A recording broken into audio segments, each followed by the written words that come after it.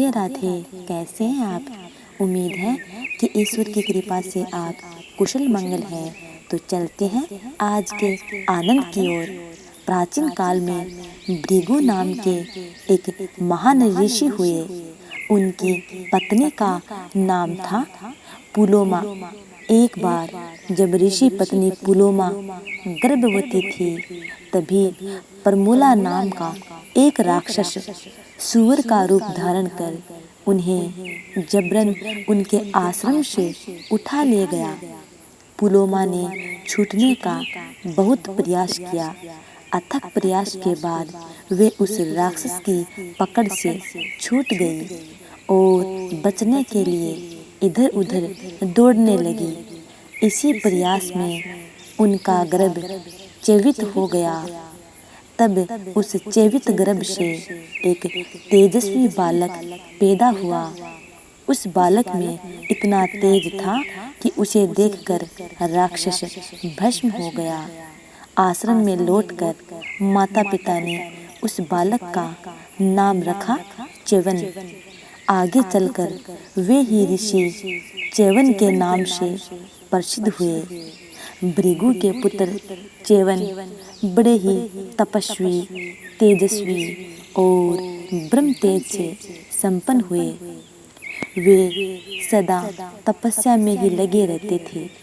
तपस्या करते करते उनके शरीर के ऊपर दीमक लग गई थी और दीमक के एक टिले के नीचे वे दब गए थे। केवल उनकी 2 आंखें ही दिखाई देती थी। एक दिन महाराज सरियाती अपनी सेना सहित वहां पहुंचे। सैनिकों ने जंगल में डेरे डाल दिए। हाथी घोड़े यथास्थान पर बांधे गए और सैनिक इधर उधर घूमने फिरने लगे। महाराज सरियाती की पुत्री सुकन्या अपनी सखियों सहित जंगल में घूमने लगी। घूमते घूमते उसने एक टीला देखा। तभी टीले में से 2 चमकती हुई आंखें दिखाई दी। उत्सुकता पूर्वक वह अपनी सखियों के साथ टीले के पास आ गई और बाल्यकाल की चंचलता के कारण उसने उन दोनों आंखों में कांटा चुभो दिया। उनमें से रक्त की धारा बह निकली। सुकन्या डर गई और भागकर अपने डेरे में आ गई। उसने यह बात किसी से भी नहीं कही। इधर राजा की सेना में एक अपूर्व ही दृश्य दिखाई देने लगा। सारी सेना की तबीयत बिगड़ गई।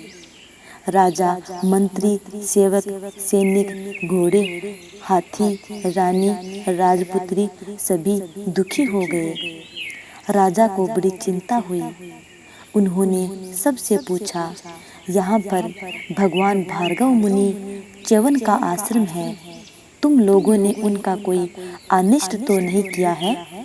किसी ने उनके आश्रम पर जाकर अपवित्रता या अशिष्टता तो नहीं की है? सभी ने कहा, महाराज हम तो उधर गए भी नहीं। तब डरते डरते सुकन्या ने कहा, पिताश्री अज्ञानवश एक अपराध मुझसे हो गया है। दीमक के ढेर में 2 जुगनू से चमक रहे थे।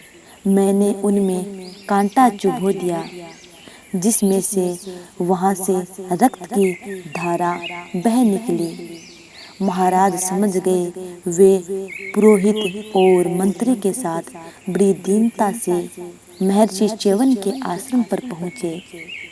उनकी विधिवत पूजा की और अज्ञान में अपनी कन्या के किए हुए अपराध की क्षमा मांगी। महाराज सरियाती ने हाथ जोड़कर कहा, भगवान मेरी यह कन्या सरल है, सीधी है। इससे अनजाने में यह अपराध हो गया। अब मेरे लिए जो भी आज्ञा हो कहें, मैं उसका सहर्ष पालन करूँगा। च्यवन मुनि बोले, राजन यह अपराध अज्ञान में ही हुआ है। लेकिन मैं वृद्ध हूँ, आंखें भी मेरी फूट गई हैं, अतः तुम इस कन्या को ही मेरी सेवा करने के लिए छोड़ जाओ। महाराज ने इसे सहर्ष स्वीकार कर लिया। सुकन्या ने भी इसे स्वीकार कर लिया। सुकन्या का विवाह विधिवत च्यवन मुनि के साथ हो गया और राजा उसे समझाकर अपनी राजधानी को चले गए। च्यवन मुनि का स्वभाव कुछ कड़ा था, किंतु साध्वी सुकन्या दिन रात सेवा करके उन्हें सदा संतुष्ट रखती थी। एक बार देवताओं के वैद्य अश्विनी कुमार च्यवन ऋषि के आश्रम पर पहुँचे। च्यवन ऋषि ने उनका विधिवत सत्कार किया। ऋषि के आतिथ्य को स्वीकार कर अश्विनी कुमारों ने कहा, ब्राह्मण, हम आपका क्या उपकार करें? च्यवन मुनि ने कहा, देवताओं, तुम सब कुछ कर सकते हो। तुम मेरी इस वृद्धावस्था को समाप्त कर मुझे युवावस्था प्रदान कर दो। इसके बदले में मैं तुम्हें यज्ञ में भाग दिलाऊंगा। अभी तक तुम्हें यज्ञों में भाग नहीं मिलता है। अश्विनी कुमारों ने ऋषि की आज्ञा मानकर एक सरोवर का निर्माण किया और बोले, आप इसमें स्नान कीजिए। ऋषि च्यवन ने वैसा ही किया। कुछ देर बाद सुकन्या ने 3 एक जैसे पुरुषों को तालाब से निकलते देखा।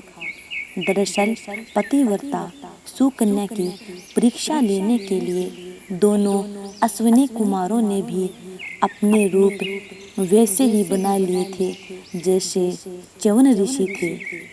तब सुकन्या ने अश्विनी कुमारों की बहुत प्रार्थना की कि मेरे पति को अलग कर दीजिए। सुकन्या की स्तुति से प्रसन्न होकर अश्विनी कुमार अंतर्धान हो गए और सुकन्या अपने परम सुंदर रूपवान पति के साथ सुखपूर्वक रहने लगी।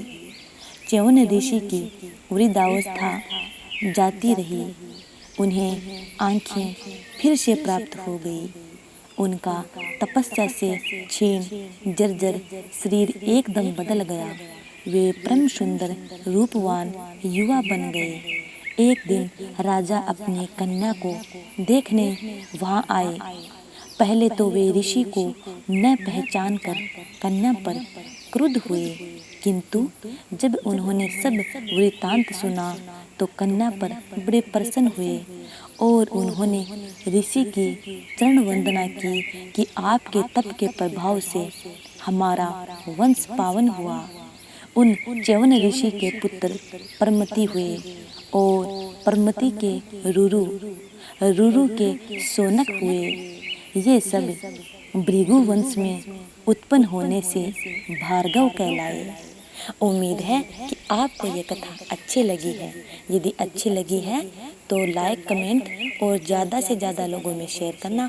आने वाली वीडियो का इंतज़ार करना। तब तक के लिए जय श्री कृष्ण। राधे राधे।